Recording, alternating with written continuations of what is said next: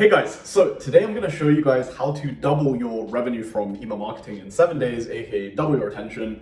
Now, my goal of this video, to be completely transparent, is just to give you a functional understanding of email marketing from strategy to execution to design, everything in between, offer creation, so that you too can also make it rain for your brand or your clients, even if your ad account is banned. Okay, so very interesting video, stick around to the end.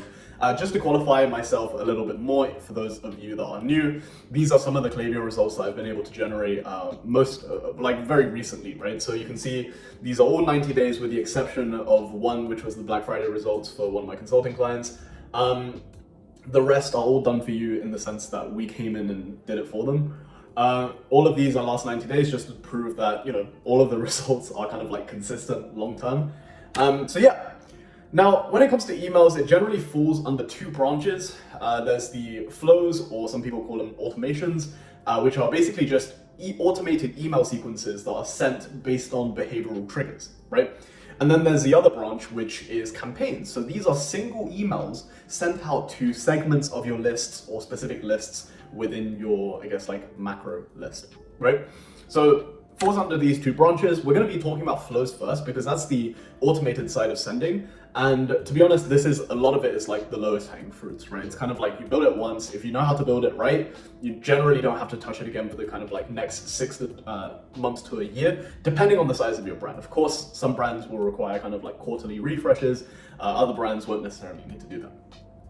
So when it comes to flows, again, it falls under two branches, right? There's acquisition and retention, right? So acquisition is basically just converting existing web activity into customers. Retention is converting existing customers into web activity, right? So it's kind of, interchangeable.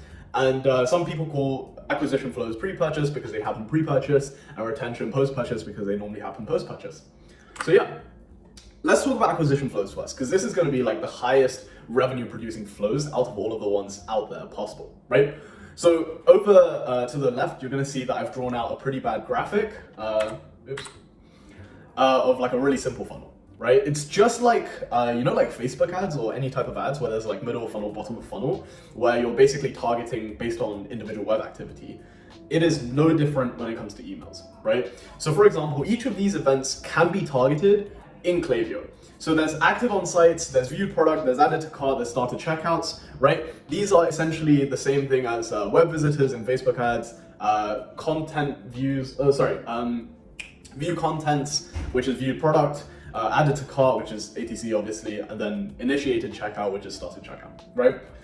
So when it comes to building out each of these flows, you can build out an abandoned site flow, you can build out abandoned product flow, abandoned cart flow, started checkout, abandoned checkout flow. And when you're building these, you need to make sure that you're actually filtering any events that are later on in the funnel, because once you build kind of like a full spectrum retargeting funnel through emails, you need to be sure that your flows are kind of like not overlapping, and you do that through filters, right? So when it comes to the length of these flows, I like to generally keep it 1 to 4 emails long, just because the longer you kind of leave it, the more cold the lead becomes. So for example, a big mistake I see brand owners make when auditing their stores is that they would have these really, really intricate flows. For example, they would have a abandoned checkout flow that is like 8 emails long, and then they would ignore having like a abandoned cart flow and abandoned product flow, right? That's not how it works. You want to keep it short, and if your email flows are kind of like full spectrum in the sense that they target everything, you should be progressing people down to the next rung of, like purchase intent or customer journey within that 1 to 4 emails anyways, right? Anything after that is kind of like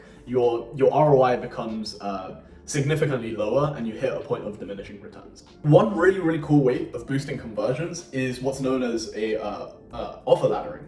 So what that means is you're essentially able to maximize conversions whilst still protecting your margins as much as possible.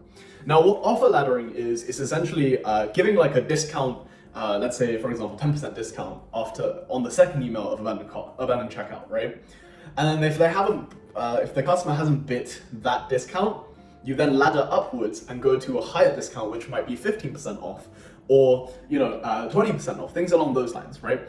Essentially, you ladder upwards. The reason being is because you don't want to give away big discounts straight away, right? If they're going to be able to convert on a lower percentage discount. right?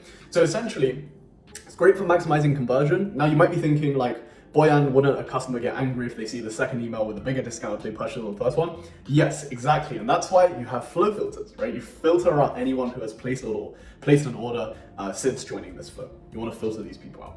Now, when it comes to acquisition flows, a huge part of this is actually the welcome series, right? Welcome series and abandoned checkout, those two are like the highest impact flows possible. And the thing that feeds traffic into the welcome series is going to be your email captures, right? The most typical form of email capture that we implement for clients is the pop-up form, right? So how a pop-up form works is essentially traffic from ads, search, social, influencers, everything in between comes to the website.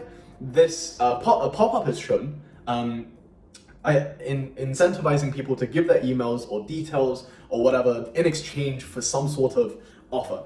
Now, this offer could be free shipping, it could be a discount, it could be a giveaway, it could be info products, you name it. As long as it's an incentive that incentivizes people to join the list, then it's good enough, right?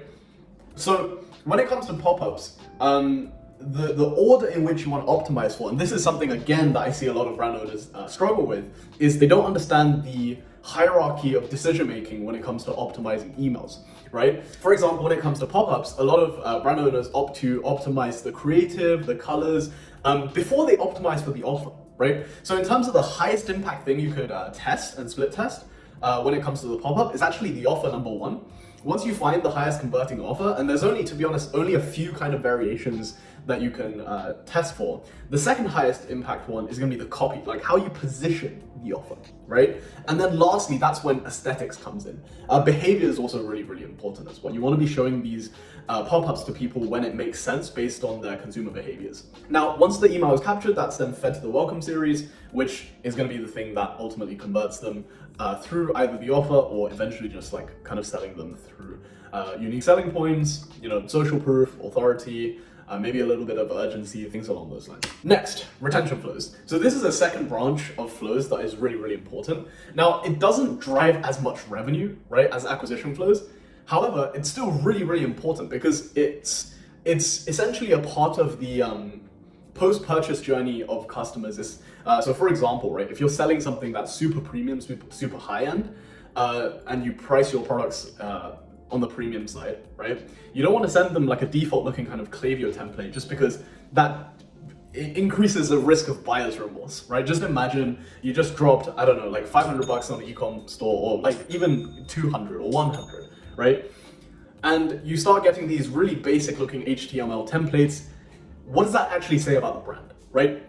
So this is one of the things that a lot of clients are actually really thankful by working with me because we're able to create really professional on-brand looking designs that actually help to reduce buyer's remorse and in turn reduce order cancellations, return rates, things along those lines, right? Because it's about perceived value at the end of the day. So for example, for aesthetic driven brands such as like fashion brands, furniture to an extent if you're selling high ticket, jewelry, things along those lines where it's like, if you're going for a more premium market, the perceived value of your product is really important. So anything that happens in terms of customer experience is going to be reflected in that perceived value, right? So just like how you would put attention into your packaging, you should also put attention into your customer thank you emails, post-purchase series, things along those lines, right?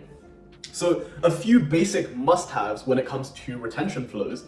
You need to have your customer thank you flow, which is really important, especially for dropshippers, for example, right? Just off the top of my head. For example, if certain products that you guys stock have delivery complications or the need to provide the consumer education before use. So for example, if you're a supplement brand, right? Setting expectations is really important. Like educating the customer on having realistic expectations in the sense that if you're selling like a sleep improvement pill, right? It's not one of those things where you could just take it once and suddenly, you know, you're gonna sleep like a baby. It might take 2 weeks for the effects to kick in. Just like collagen, just like vitamin D, just like creatine, right?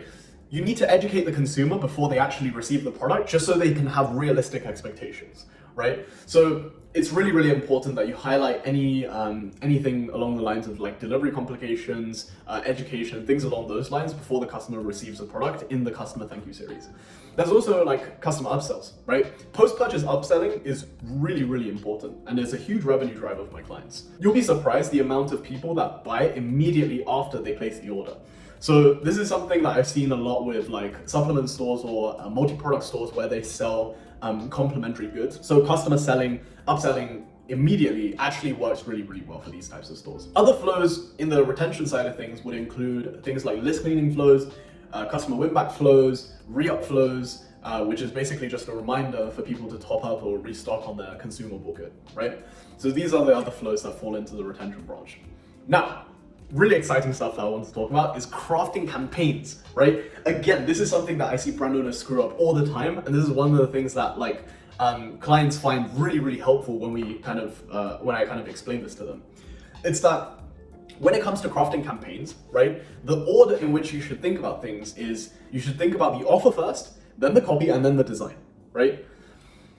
The reason why offer is number one is because I'm sure in the past you guys have tried selling, like maybe in your earlier businesses, right? Like a product that doesn't really have product market fit. Regardless of what type of copy you write for it, what type of framing you have for it, it just doesn't hit, right? Whereas if you have a great offer that really resonates with your audience, that's gonna have a super high ROI. And then everything else is kind of secondary, right? So after the offer, the copy is the next most important thing. Like how you phrase the offer, right, is really, really important as well. And then lastly, that's when design comes into play. Design is I would say it's like a nice to have, but it's like a super nice to have, if that makes sense. And then lastly, structure is the glue that holds everything together. So offer creation, honestly, it just deserves like an entirely different presentation on its own. But to give you guys the 80-20 principle of offer creation that I've kind of like summed up over the years, great offers equal high perceived value. Great offers doesn't necessarily mean bigger discounts, right? So what do I mean by high perceived value? So for example, this offer allowed one of my clients to scale from kind of like low 7 figures a year to mid 7 figures a month, right? And that was when they started giving away a product that was worth $799, which is completely complementary to their product, which is normally sold for $2,000 plus, right? They've tried percentage discounts, they've tried fixed amount discounts, and this one always outperforms. And basically the lesson in that is the word free is a really powerful word, right? So you might be thinking, Boyan, my store is a single product store, or my store just can't really afford to bundle products in for free because it doesn't really make sense. Great, no problem. What you can do to create higher perceived value is, for example, if you're a higher average order value store, right, fixed amount discounts might perform better than you because of perceived value, right? So for example, if your average order value is $300 and you're currently giving away a 10% discount, on average, you guys are giving away $30 per order, okay? Whereas if you switched it around and then phrased it as $20 off every single order, you're essentially giving away less, like a smaller discount, right? But it's perceived to be higher value because $20 sounds better than 10%, or $30 sounds better than 10%, right? Whereas lower average order value stores, you might benefit more from a percentage discount. For example, $1,000 order, what sounds better, 10% off or $100 off, right? Obviously $100. So another thing that you can actually do that I haven't mentioned in this presentation is you can actually fractionalize your core product. So what my client essentially did is they fractionalized their core product, splitting it into different modules, selling the main module, and then giving away the other module completely free. So for example, how could you do this as for example, like a hair care brand, right? You can sell the shampoo and give the conditioner away for free. Why? Because if someone's buying shampoo, most likely they need to buy a conditioner, right? So if you just 2x the price of your shampoo, right, and then give the conditioner away for free, the perceived value of that offer is going to be much higher, because what people perceive the offer to be is, I'm buying one thing and getting two things. Whereas on the back end, only you would know that the two items together would cost the price of the shampoo anyways, right? So that makes a lot of sense when you phrase it that way, right? Free conditioner for every bottle of shampoo sold, right? That makes a lot of sense and it's a great offer. So you can fractionalize bundles, you can fractionalize your original product, things along those lines. When it comes to design, again, really, really important, right? Design principles, there's literally just like 3 rules that I followed in order to create these designs. Of course, I worked with like a really good graphic designer. We have really great graphic designers on our team to turn, for example, one of my students' emails on the left into something that looks more similar to the ones on the right, which are campaigns that we've designed in the past. So in terms of principles then, like what was the difference? Well, number 1, you want to convey your offer or purpose of emailing the person within the first 3 seconds. So for example, the Adora Therapy email, right? It looks okay. You know, it's clearly conveying a main product, but to be honest, it doesn't really say what the product does, right? They'd have to really squint and read Chakra Boost Travel Kit 3 of 3 roll-on perfume oils, right? That's a lot of word to read, and especially if it's on mobile, right? If you're thinking about a mobile phone, they're gonna need to maybe zoom in a little bit, especially if you're targeting like a older demographic. It's gonna be pretty challenging for that person, that individual to read, right? Whereas on the right, the designs are very, very clear cut in terms of, for example, the Everything 420 store. You can see straight away, it's a 10% discount, right? Site-wide, use this code, shop now, right? So the offer is conveyed within the first 3 seconds. It's really important because that's the thing that hooks the audience. Just imagine if it was like a YouTube video, right? The preview text and the subject line is the equivalent of the thumbnail and the description, and the title of the video. And then the actual structure in terms of conveying the offer in the first 3 seconds is like the hook, the intro of the video or the ad, right? Now, the second design principle that is like, I want you guys to follow to really maximize your conversions is that if it's a sale, please try to get the call to action as high as possible. So what I mean by that is make sure there's like a visible button without the user needing to scroll downwards. And we call this normally like designing above the fold, in the sense that you would design the CTA above the fold, meaning it's like the first slide of the email on mobile, right? Next is the call to action link. You want to have one call to action link unless you're selling a whole collection, right? So the reason why you want to have one CTA always is because you want to reduce confusion, because a confused customer does not buy, right? And also, it's just much easier to have one email about one message as opposed to one email about multiple messages. For example, I know this is like really common, right? Which is like a brand would talk about like their main messaging in the email. Let's say they're pushing a new product or something, but then underneath the email, they would just talk about something completely irrelevant, like the latest blog post, for example, right? You want to remove all distractions, have one call to action link. I mean, you can have multiple call to action buttons so people don't need to scroll up and down to find the button, but have one main call to action, unless it's a collection. So for example, if you're promoting like a collection of skincare, right, that you just newly launched, you want to obviously have call to actions to each product page within this collection, but the theme of this is the collection itself, right? So you want to have one call to action to keep it simple. Pro tips: short and easy to spell discount codes just convert much better. So what I mean by this is we've captured over 100 sales over the period of 1 year by creating a different variant of the dumbest, like the simplest discount code ever, right? A20. So we created a variant of A space 20, and that captured over 100 sales more.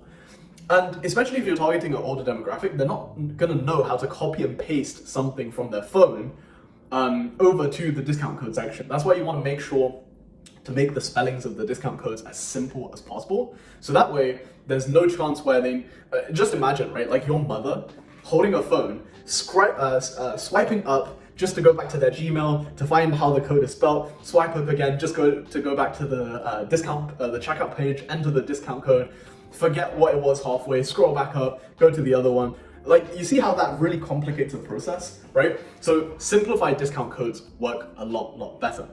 Now, a few other pro tips. One of the segments that I see most people send to is the 90-day engaged, right? Everyone knows this segment. I'm not gonna go into it. It's a great segment to be sending to. However, there's also other segments that you guys should be sending to. For example, window shoppers. So this is an email retargeting anyone who has been active on site, started a checkout, added something to cart, viewed a product, basically engaged with your website as a whole in the last X number of days. Converts really well. You're essentially sending like a delayed abandoned cart email to to people who have engaged your site, right? Next is high rollers. So high rollers, another, this is basically just like a VIP segment. People who have spent a lot with your store or ordered above X number of times. Plain text works really, really great here just because you want to be sending some sort of personal appreciation to your VIP segments, either giving them exclusive access to a certain product launch or exclusive discounts, things along those lines. I mean, they're really high value customers anyway, so you want to be rewarding them for their loyalty. So high discounts here work really, really well. Free items, testers, samples is all a go hit.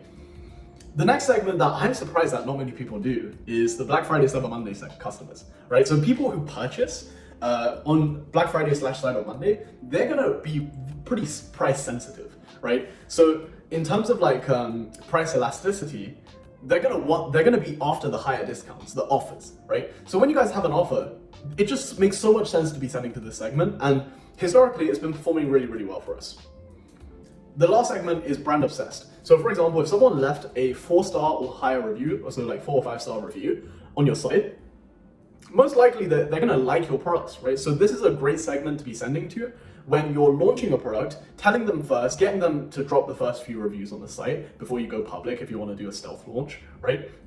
Brand obsessed, 4 stars or more reviews.